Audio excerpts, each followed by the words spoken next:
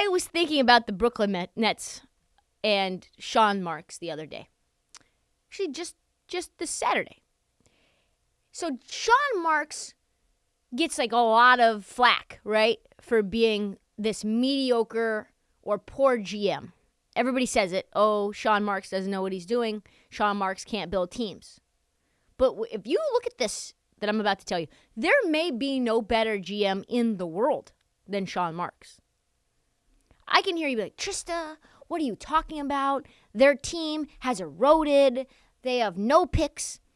To which I reply, find another GM in the league that has built 3 Eastern Conference powerhouses and had the team he took over build a 4th. Find that. No one in the NBA has built more winning teams than Sean Marks. The only problem is they're not his teams.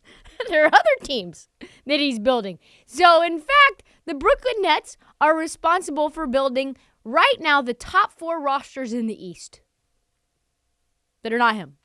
Let's break it down. At the top of the East, you have the Boston Celtics. Now, this is not Sean Marks, but it is the Nets.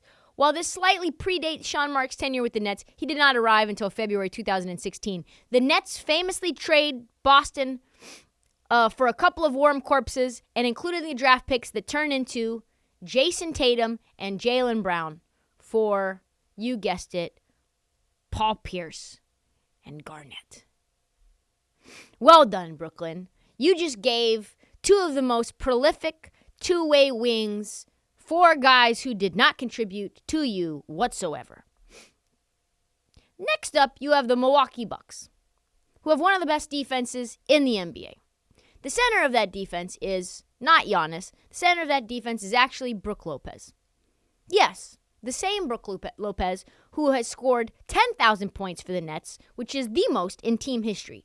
He's one of the leaders right now for Defensive Player of the Year. He came over from the Nets to Milwaukee. Just to show how Sean Marks is a good dude, the Nets are actually paying Javon Carter $4 million this year to play for the Bucks. Carter has started 33 games this year and is averaging a career high 8-3-2 with a steal per game and a plus-minus of plus 78. Brook Lopez was traded to the Lakers and then signed with Milwaukee in 2018. Third is the most interesting one, I think, is the Sixers. So we know that Sean Marks traded James Harden, but he's also kind enough at that same time to take on the worst contract in the entire NBA in Ben Simmons. So you give this team James Harden and take back Ben Simmons? Ben right now is probably a negative asset. You're probably going to have to give up 2 first-round picks to get him off your hands. And, yes, the Sixers, like you said, like you may know, gave up 2 first-rounders to Brooklyn. But not every first-rounder is equal, folks. This included the 2022 unprotected first-rounder, which was deferred to 2023, which will end up probably being between 25 and 30, and then also a 2027 first-round protected, which is top 8. That's garbage. So you give up James Harden, and now the Sixers looking like one of the most potent Eastern Conference teams in the league. The 2-man game between Joel Embiid and James Harden is looking very, very good. And why did you do that deal? I don't know why he did that deal. Do you know why? Does it make sense to anyone?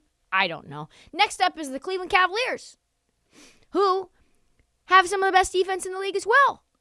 And you traded Jared Allen for no reason to get James Harden, who turned into 2 random first-round picks and Ben Simmons. Oh, yeah, you traded Taurean Prince as well away. Taurean Prince turned into Ricky Rubio. The Cavs also used the 2018 draft pick from the Nets to get Colin Sexton, who they eventually used, checks notes, as a major piece for Donovan Mitchell. So Ricky Rubio, Donovan Mitchell, and Jared Allen, all because of Sean Marks and the Nets. So we're talking Jared Allen, Ricky Rubio, Colin Sexton, Donovan Mitchell, Brook Lopez, James Harden, taking on Ben Simmons, and Javon Carter, all because of Sean Marks. That's impressive. That's impressive, no? Nobody is more friendly to the competition than our Kiwi, Sean Marks. He even traded Spencer Dinwiddie to the Wizards for no reason in a 5-player trade with the Russell Westbrook. Just because he was a mensch. Only to trade back for him a year and change later for the same amount of money. The draft capital, if you look at this team, is very wonky. I think they're going to need to make some moves. They have 3 first-rounders this year. They have their own, Phoenix's, and the Sixers. But none of those are likely to drop into the top 5, and that's where franchise-altering players are, unless you're Denver and you can find Jokic in the 44th pick. They have 1 first-rounder, Phoenix, which is likely in the 20s, between 2024 and 2026. They're probably going to have to attach some of their later futures just to get out from under Ben Simmons' contract. And the bigger problem, they don't have any of their own first-rounders.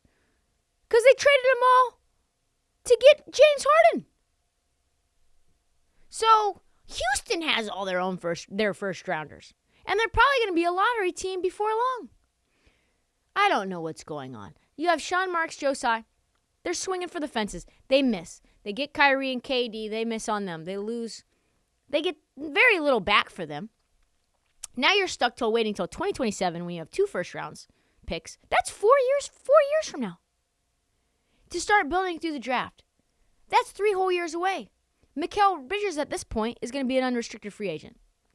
I don't think that people realize how screwed Brooklyn is unless this team somehow becomes really, really good. At least in the short term. They're going to have to hit home runs in their first 3 first-rounders this year or bundle them and move up to the draft to get like a top 10, top 5 pick.